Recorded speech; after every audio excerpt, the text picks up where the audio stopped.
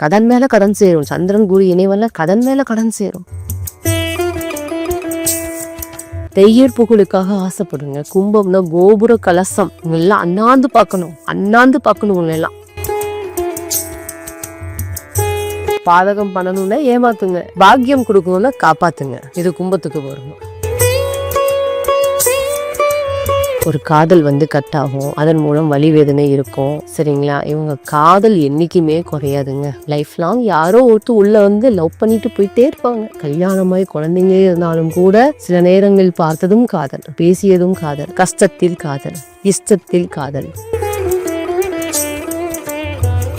மனைவி வலியும் தாய் வலியும் கண்டிப்பா ஏதாவது ஒரு மன அழுத்தம், மனக்குறைவு கண்டிப்பா உண்டு. அம்மா வலியும் இருக்கும், மனு வலி மாமனார் பதவி மூலியமா இருக்கும். ஏதாவது குறை சொல்லுவாங்க, காயப்படுத்திடுவாங்க, தூக்கி எறிஞ்சு பேசிடுவாங்க. இவங்க அண்ணன் தம்பி அக்கா தங்கச்சிக்கு என்ன செஞ்சாலும் பயம் கிடையாது. ஆனா செய்வாங்க, கடமையை செய்வாங்க.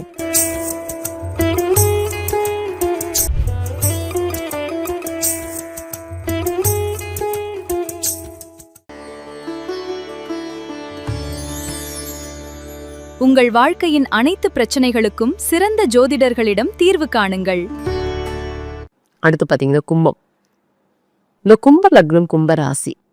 அப்பப்பா, காலபூஷருக்கு 11ஆம் இடம் லாபஸ்தானம் இவங்கதான். ஆனா அதே காலபூஷருக்கு பாதக வீடும் இதுதான். எப்படிங்க? பாதக வீடும் இதுதான்.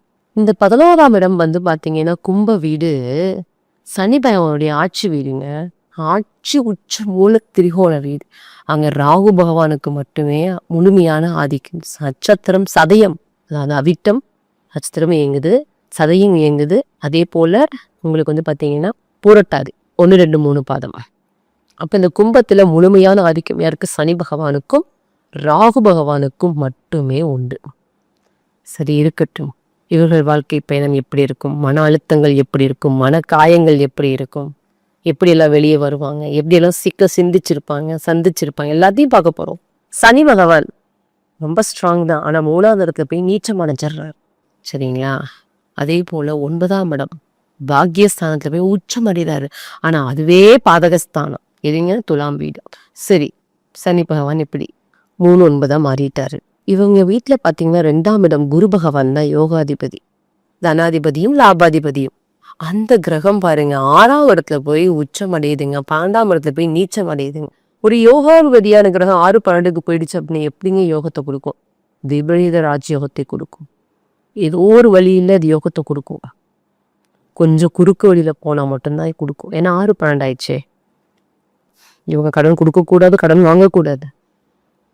வாங்கிட்டாங்கன்னா சந்திரன் இல்லையா, கடன் மேல கடன் சேரும். சந்திரன் குரு இணைவல்ல கடன் மேல கடன் சேரும். அது கடன் வர பதிவுல பாத்துக்கலாம் மறுபடியும். சரிங்களா? அப்போ இவங்க பாத்தீங்கன்னா பண பரிமாற்றத்தை தான் பாத்தீங்கன்னா நிறைய கசப்புகள் வரும். உறவுகளுக்கு, சொந்தங்களுக்கு எல்லாம் குறுக்கி கொடுத்துட்டு, ஆனா செஞ்சுக்கோ, பண்ணிக்கோ, நான் பண்ணி தரண்டி வாலண்டியா போகும். தெய்யர் புகழுக்காக ஆசைப்படுங்க. கும்பம்னா கோபுர கலசம். இவங்க எல்லாம் அண்ணாந்து பார்க்கணும் எல்லாம். பார்த்துட்டா போதும், எல்லாம் நீ பண்ணி கொடுமா, நீ பண்ணிக்கோ தம்பி, அவ்வளவுதாங்க, நான் பாத்துக்கிறேன். கும்பம் இல்லையா? சம பவருங்க. உயரத்து போய் நின்றா போதும், ஆட்டோமேட்டிக்கா ஆப்போசிட்டும் பறிஞ்சு என்ன வேணும் ஏது வேணும் சொல்லுங்க, பண்ணிக்கலாம், செஞ்சுக்கலாம், ஆட்டோமேட்டிக்கா இறங்கி வருவாங்க. என்ன இது பண்ணிக்கலாண்ணா, செஞ்சுக்கலாண்ணா, பண்ணிக்கலாங்க, ஒன்றும் பிரச்சனை இல்லைங்க. ஒரே போய் நின்னவங்கள போதுங்க, அவங்க வேலை சக்சஸ்ங்க. இவர்களை தேடி நிறைய பேர் வருவாங்க. ஏன்னா 7ஆம் இடம் சிம்ம வீடு, சூரியன் இல்லையா 7ஆம் இடம், சனி பகவான் இருள். ஆனா 7ஆம் இடம் பிரகாசமா இருக்கே. மனைவிகளில் யோகங்கள் உண்டு, மனைவியின் யோகங்கள் உண்டு. ஏன்னா சுக்கிர பகவான் 2ஆம் இடத்துல உச்சமாகறாருங்க.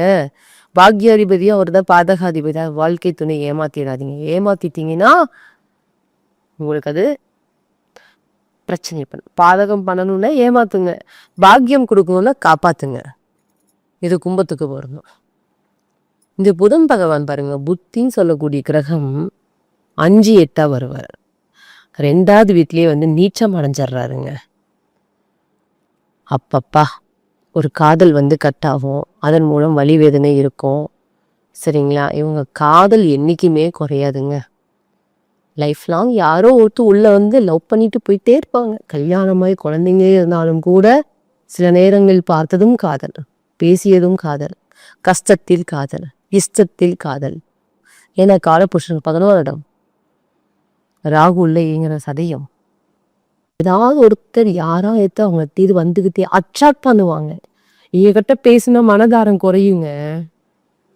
இவங்க கிட்ட பேசினா கலகலப்பா பார்த்துக்குவாங்க, கஷ்டம் எல்லாரும் வச்சுக்குவாங்க. அப்ப என்ன பண்ணுவாங்க, வரவங்க இஷ்டப்பட்டு வருவாங்க. இதெல்லாம் கவனமா இருக்கணும். அதன் மூலம் நிறைய மன அழுத்தம், மன பாதிப்புகள் இருக்கும். சரிங்களா? அதே புதன் பகவான் 2வது வீட்டில், அதாவது மீனத்தில் இருந்து குரு பகவான் நீங்க 8ல இருந்தார் அப்படின்னா, காதல் மூலமான வாழ்க்கையில் கட்டாயம் பாதிப்பு உண்டு. திருமண வாழ்க்கையில் சின்ன சின்ன கசப்புகள் உண்டு. அதுக்காக இன்னொரு வாழ்க்கையை நோக்கியும் பயணம் பண்ணி போய் நிறைய மாட்டிக்குவாங்க.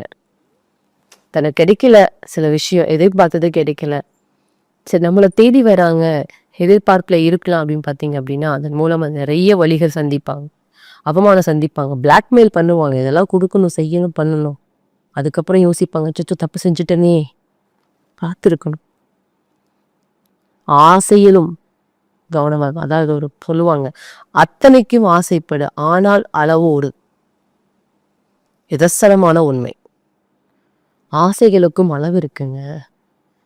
எல்லா விஷயத்துக்குள்ளும் இறங்கி போயிடக்கூடாது. காலபுருஷனுக்கு 11 பாதகம். அதுவே உங்கள் லாபம். உங்களுக்கு லாபம் வேணுமா, பாதகம் வேணுமா, நீங்க தான் முடிவு பண்ணணும். ஏன்னா உங்க ராசிதாதனே, உங்கள் லக்னாதிபதியே உங்களுக்கு பலமா இல்லை. மனைவி வழியும் தாய் வழியும் கண்டிப்பா ஏதாவது ஒரு மன அழுத்தம், மனக்குறைவு கண்டிப்பா உண்டு. அம்மா வழியும் இருக்கும், மனைவி வழி, மாமனார் மனைவி மூலியமாவும் இருக்கும். ஏதாவது குறை சொல்லுவாங்க, காயப்படுத்திடுவாங்க, தூக்கி எறிஞ்சு பேசிடுவாங்க. இவங்க அண்ணன் தம்பி அக்கா தங்கச்சிக்கு என்ன செஞ்சாலும் பயம் கிடையாது. ஆனா செய்வாங்க, கடமையை செய்வாங்க. ஏன்னா 7ஆம் இடம் சூரிய பகவான் வீடு இல்லையா, 3ஆம் இடத்துல உச்சம் அடையுதுங்க. ஏன் கௌரவம், நான் பண்ணி கொடுக்கணும்பா, பண்ணி கொடுத்துட்றேன்ப்பா, நான் செஞ்சாதான்ப்பா எனக்கு பிரச்சனை இல்லை. 4 பேர் இதை பார்த்து கேள்வி கேட்டுருவாங்கப்பா. அதுக்காக என்ன பண்ணுவாங்க, ஓடுவாங்க. செய்யுங்க, தப்பே இல்லை, செய்யுங்க. பட் ஆனா ஆத்துல போட்டு அளவா தானே போடணும். பாத்திரம் மருந்து பிச்சையிடு. எல்லாத்தையும் தீ கொடுத்துட்டீங்கன்னா உங்களுக்கு எதுவுமே இருக்காதுங்க. தானத்தில் சிறந்தது நிதானம். நிதானமா மட்டும் இருந்து யோசனை பண்ணினீங்கன்னா நல்லதையும் கெட்டதையும் பிரிச்சு எடுத்துருவீங்க. கெட்டதுன்னு தெரிஞ்ச பக்கத்துல போயிடாதீங்க. நல்லதுன்னு இருந்தா அது ஆட்டோமேட்டிக்கா நீங்க எடுத்துக்கலாம். அதே போல சந்திர பகவான் உங்க ராசிக்குள்ளதாங்க இருக்காரு. ஏன்னா கும்பலக்னம், கும்பராசியா இருந்தாலும் சரி, இங்க என்ன ஆகுங்க, ஒரு 6ஆம் அதிரம் உள்ள வரதுனால தொடர் நோய்கள் வரும், தொடர் கருமாக்கள் இருக்கும். ஏதோ ஒரு விஷயத்துல உங்களை பாத்தீங்கன்னா காயப்படுத்திட்டே இருக்கும். கவனமா இருங்க. ரத்த உறவுகள் மூலமாக சொத்தோட இழப்புகள் இருக்கும், சொந்தங்கள் இழப்புகள் இருக்கும், உங்கள் சுகத்தை இழப்பதும் இருக்கும். வாங்கிய வரம் சில விஷயத்தை மாற்ற முடியாது. அதாவது வாழ்க்கையில பாத்தீங்கன்னா ஓப்பனா பேசணும் அப்படின்னா 80% பாத்தீங்கன்னா அன்பு சார்ந்த வாழ்க்கையில தான் எல்லாம் பயணம் பண்ணிட்டு இருக்கோம். 20% தான் காமம் சார்ந்த வாழ்க்கை. ஆனா நம்ம அந்த 20க்கு முக்கியத்துவம் அதிகம் கொடுத்தோம் அப்படின்னா அந்த 80% காணாம போயிடும். ஆனா அந்த 80% வாழ்க்கை நிறைவா வாழணும்னா அந்த 20% வேணும். ஆனா அவங்களுக்கு 20% அதிகம் எடுத்து ஓடுவாங்க, வாழ்க்கை பயணத்தை தேடி ஓடுறாங்க. கும்பலக்னம், கும்பராசி நிறைய ஜாதகங்கள் பார்த்துட்டேன்.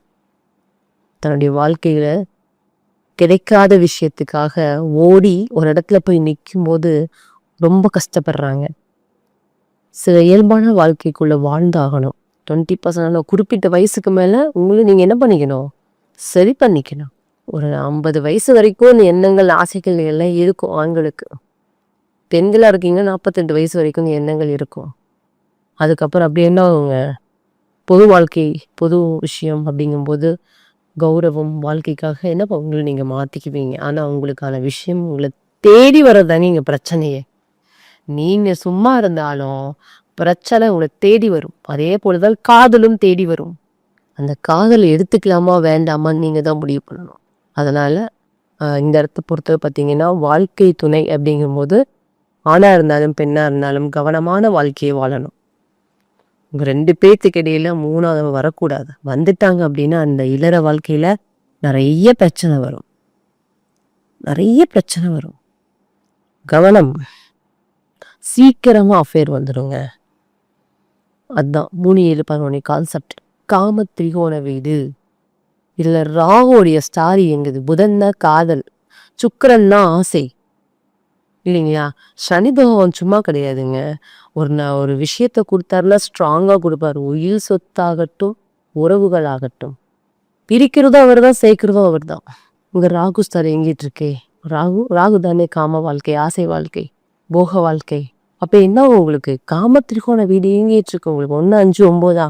ஆனால் நான் சொன்ன அந்த 80-20 வாழ்க்கையை கொண்டு வந்துட்டீங்க அப்படின்னா உங்களுடைய வாழ்க்கை பயணம் தேவையில்லாத குழப்பத்துக்குள்ளேயும் சின்ன குறுகிய வட்டத்துக்குள்ளேயும் அடைபடாமல் சிறப்பாக இருக்கும். பார்த்துக்கோங்க, பத்திரமா இருங்க. அனைவருக்கும் வாழ்த்துகள்.